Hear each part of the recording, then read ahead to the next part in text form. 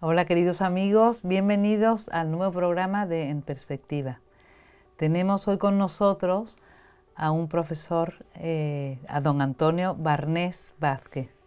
Él es sevillano, es doctor en Filología por la Universidad de Granada, profesor de Literatura Española en la Universidad Complutense en la actualidad. Ha escrito 7 o más libros, pero nos interesa y le invitamos especialmente por el último libro que ha escrito, que se llama El nuevo humanismo para la era digital. Don Antonio, muy buenas tardes. Muy buenas tardes y muchas gracias por esta entrevista. Igualmente, muchas gracias. Y bueno, sin demora, nos gustaría que nos dijera en qué consiste este libro, este nuevo libro, y qué le motivó a escribirlo.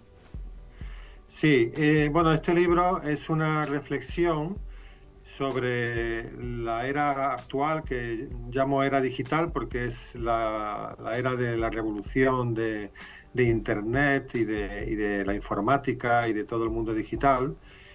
El libro consiste en pensar esta revolución en la que estamos a partir de categorías del humanismo. El humanismo, ese movimiento del Renacimiento italiano que se extendió a toda Europa, eh, que es una síntesis entre la tradición judeocristiana y la tradición grecolatina.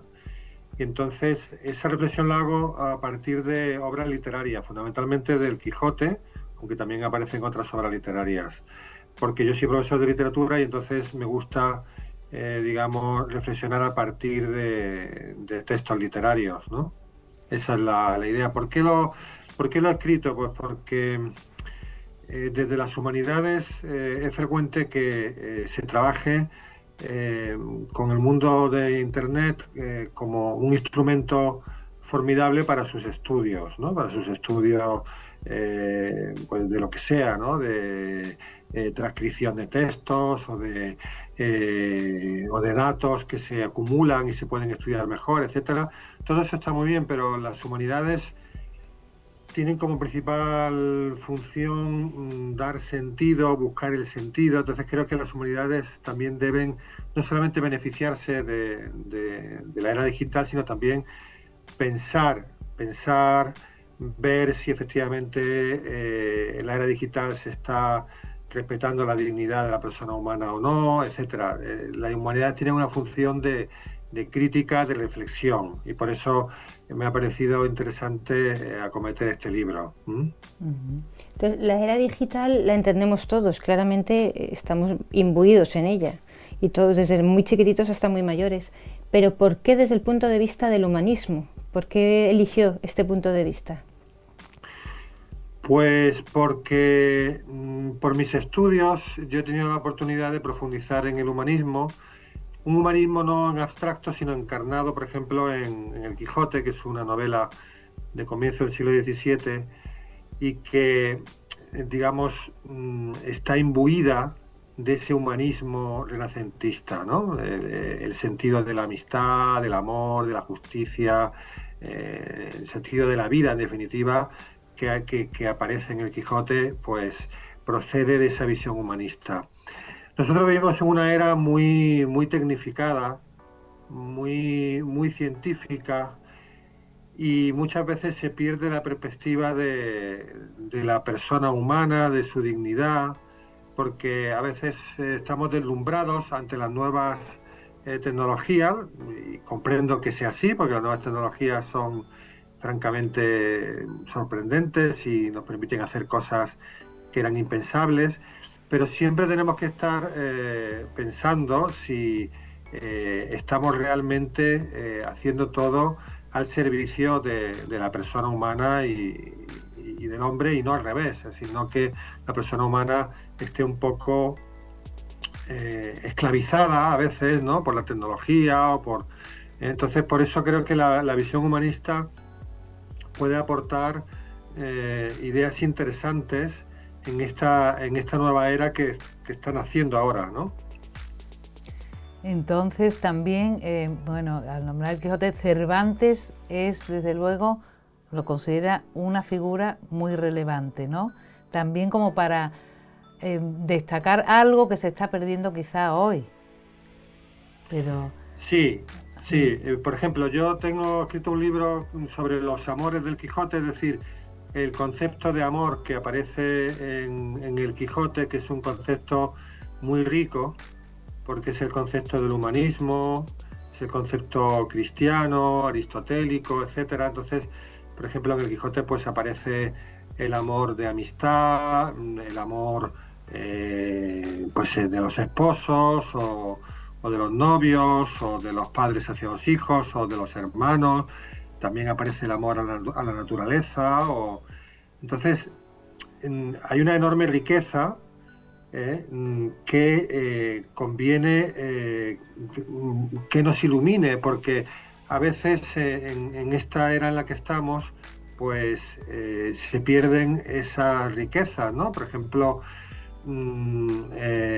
pasamos muchas horas delante de las pantallas, pero a veces descuidamos el trato directo, personal, presencial, que es el verdaderamente humano, ¿no? Entonces, desde una perspectiva humanista, todo el mundo de Internet, todo el mundo digital es complementario de nuestra vida, pero no puede ser sustitutivo, ¿no? Si, por ejemplo, las relaciones presenciales no pueden sustituirse, son absolutamente necesarias en la vida humana, ¿no? Entonces, Internet, la era digital, nos ofrece una serie de ayudas, de complementos, etcétera, pero no deben sustituir las relaciones verdaderamente humanas, ¿no? Y como en este aspecto de la amistad se podría hablar también de otros aspectos, ¿no?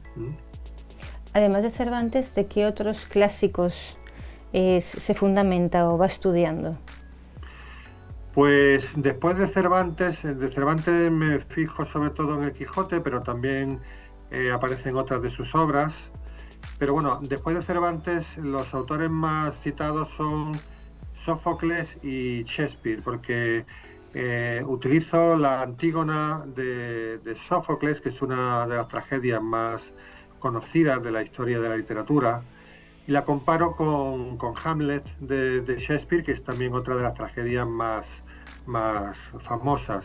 ¿Por qué comparo estas obras? Porque estas obras tratan de una cuestión muy importante, que es el abuso de poder.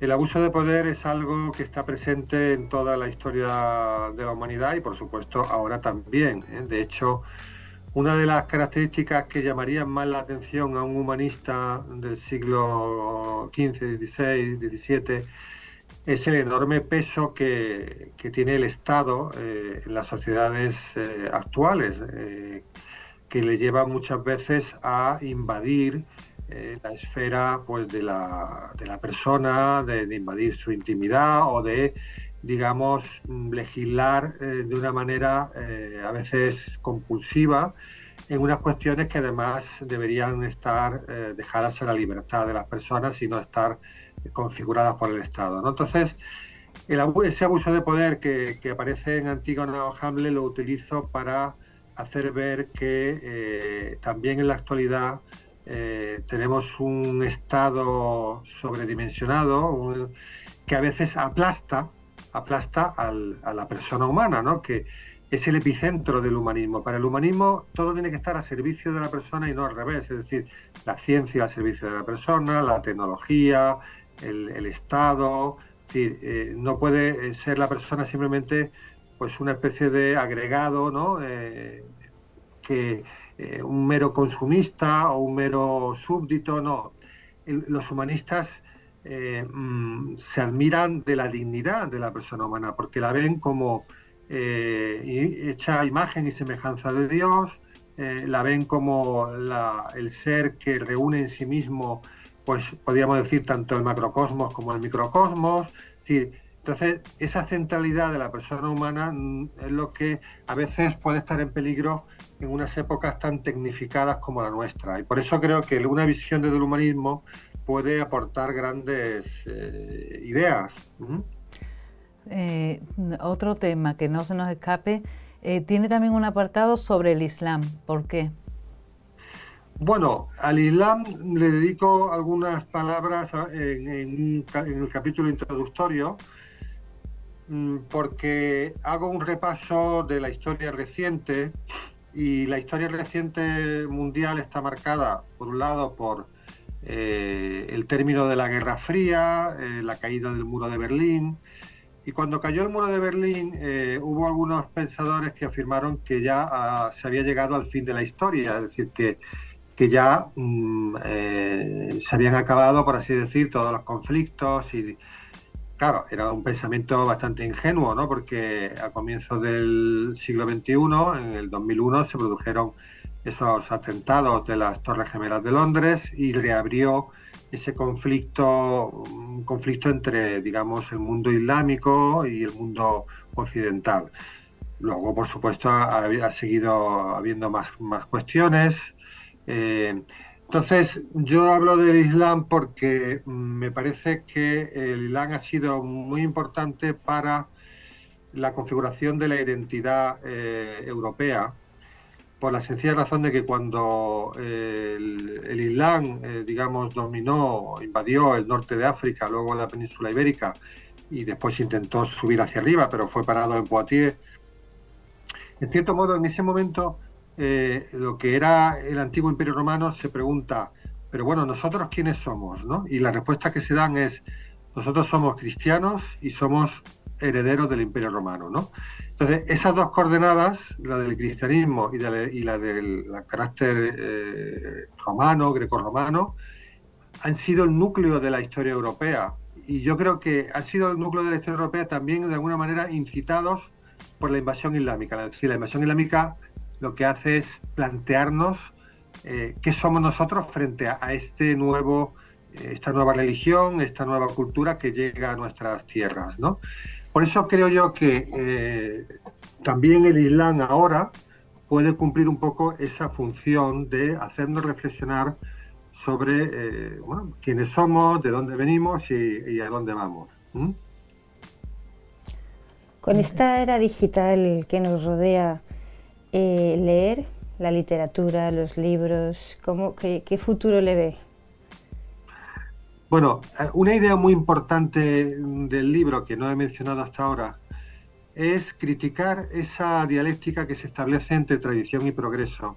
Es una dialéctica que atraviesa toda la historia contemporánea, desde la Revolución Francesa sobre todo hasta ahora. Se contrapone la tradición con el progreso. Y eso es un gran error, porque no existe tradición sin progreso, ni existe progreso sin tradición. Es decir, las tradiciones son dinámicas, no son estáticas. Y al mismo tiempo el progreso no puede partir del vacío. Muchas veces lo que se plantea es como una huida hacia adelante, pero huir hacia adelante es una actitud que no tiene sentido, ¿no? Por eso hay que volver a recomponer la unidad entre tradición y progreso. Es decir, nosotros queremos mejorar el mundo en el que vivimos, pero no podemos prescindir del camino que hemos llevado hasta aquí. En este caso, bueno, pues la tradición judeocristiana o la tradición grecolatina, que es la que a nosotros nos ha configurado. ¿Esto qué tiene que ver con la literatura? Tiene que ver mucho porque no podemos prescindir de las grandes obras del pasado, ¿no? Es decir, del Quijote, de la Divina Comedia, de la Eneida de Virgilio, de la Ilíada de Homero, de tantas obras que han sido hitos en la historia de la cultura, en la historia de la humanidad, y que nos ayudan a comprendernos a nosotros mismos.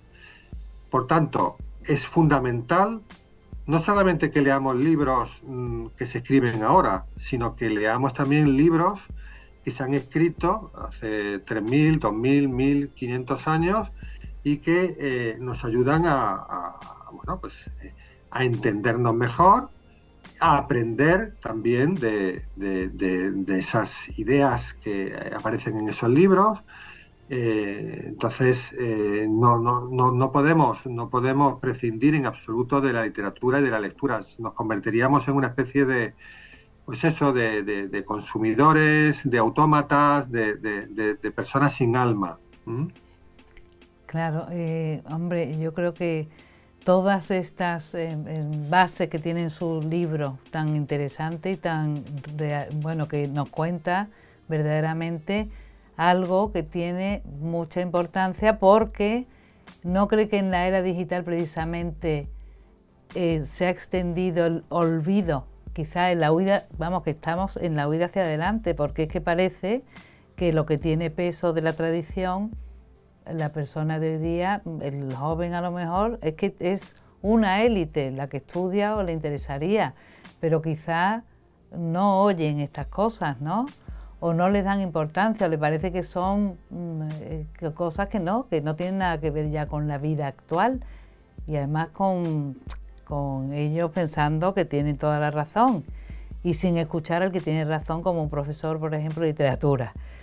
¿Qué podríamos hacer con respecto a esto? Usted ya ha escrito el libro, que está muy bien, nosotros lo estamos difundiendo, pero ¿algo más podríamos hacer? Bueno, vamos a ver.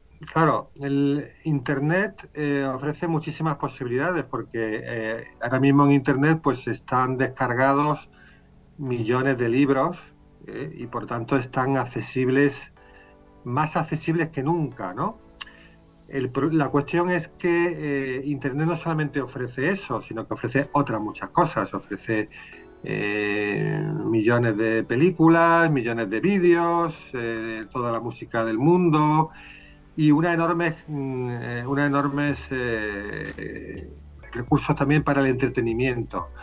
La cuestión es que a los jóvenes en los colegios hay que abrirles esos horizontes de que no utilicen solamente Internet para entretenerse, para pasar el rato, para divertirse, sino que también lo utilicen para acceder a textos fundamentales de nuestra historia, ¿no?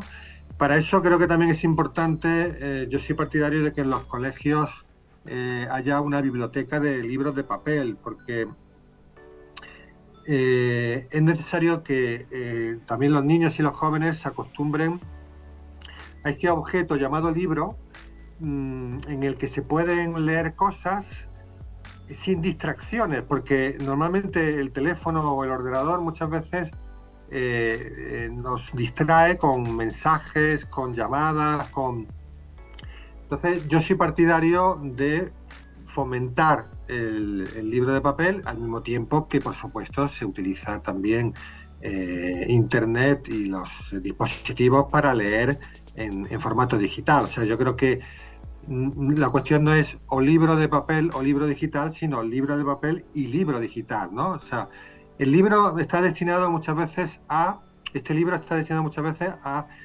romper esas antinomias, a esas dialécticas que se han ido creando en la edad contemporánea, que es mucho es muy maniquea, ¿no? Y tratar de aunar, porque realmente tienen que estar unidas, ¿no? Tradición y progreso, ciencias y letras, libro de papel y libro digital, o sea, sustituir el O por el I. Claro, para esta labor es fundamental la familia, que es el primer ámbito de educación del ser humano, y en segundo lugar los colegios, ¿no? La familia y los colegios son los que tienen que abrirle a los jóvenes esas puertas donde pueden ir más allá de la diversión instantánea, hasta el punto de que cuando una persona se aficiona a la lectura y a obras de calidad, pues acaba disfrutando enormemente. O sea, no es algo aburrido o algo poco agradable, todo lo contrario, pero claro, hay que adquirir ese hábito y hay que ayudar a los jóvenes a que adquieran ese hábito. Al final de su libro, en el resumen, tiene una frase que un poco es lo que estamos comentando, ¿no? Que no se puede contraponer. O sea, el progreso no significa olvidarte del pasado, de la tradición, más bien tienes este progreso porque has tenido un pasado, si no, no hubieras llegado a donde estás, ¿no? Entonces, esta frase es como que sin la tradición griega, la romana y la medieval, no habría podido existir la Europa moderna y científica, ¿no? Claro. ¿Nos puede como explicar un poco más esta frase? Claro, por supuesto. Los griegos nos enseñaron a pensar de un modo racional, ¿no? De un modo filosófico. Y ya en la época antigua hubo grandes matemáticos y grandes físicos. Por tanto, la matemática y la física y la química, que son ciencias que luego, pasados los siglos, han logrado grandes avances, nacieron ya allí, en el mundo griego, ¿no? Pero además eso luego se siguió cultivando en la época romana o en la época medieval. Por ejemplo, en la época medieval los monasterios fueron auténticos focos de cultura en sentido estricto. Cultura significa cultivo, o sea, se enseñaron a la gente a cultivar los campos, se transmitió la cultura, se hicieron bibliotecas, luego en las catedrales también se hicieron escuelas catedralicias, se crearon las universidades, o sea que todo eso fue preparando, digamos, los avances que se iban a dar con el paso de la historia. Luego también hay una cuestión muy, muy importante, y es que la Biblia introduce el sentido lineal de la historia. Es decir, si nosotros pensamos que la historia va de atrás a adelante, que la historia va hacia un futuro concreto y que tratamos que sea mejor, etcétera, esa idea es bíblica, porque para el mundo antiguo el tiempo era más bien circular. La Biblia es la que introduce la idea de la creación y con la creación la linealidad de la historia.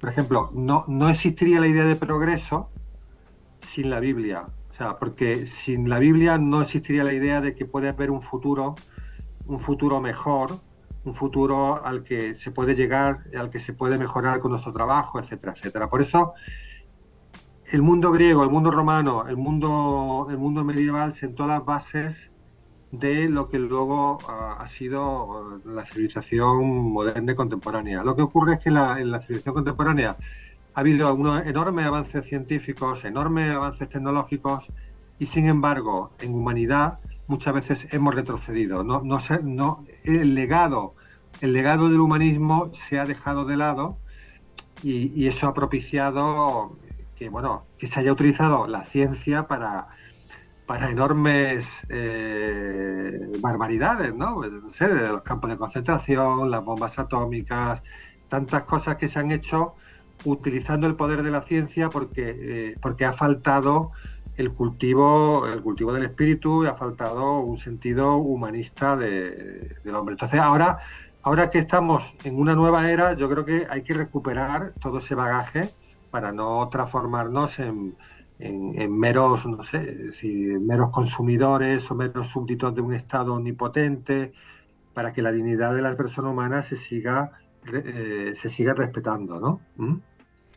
Pues que se nos acaba el tiempo, pero nos ha encantado que nos haya acercado a su libro Nuevo Humanismo para la Era Digital, porque verdaderamente nos saca algo muy importante que no podemos perder, y además nos da la clave que en las familias, en los colegios, cultivar al niño, enseñarle a profundizar en no perder lo que nos han enseñado en épocas anteriores, claro. Y destacar esta serie de cosas que nos pasan a lo mejor desapercibidas. Así que muchísimas gracias, don Antonio. Gracias por la entrevista y por esta oportunidad. Y muy bien, y deseando conocer sus libros y leerlos. Pues sin más nos despedimos de ustedes, queridos televidentes, y nada, a de verdad profundizar y de verdad en nuestras casas poner atención en la educación de nuestros hijos y en los colegios. Y hasta el próximo programa.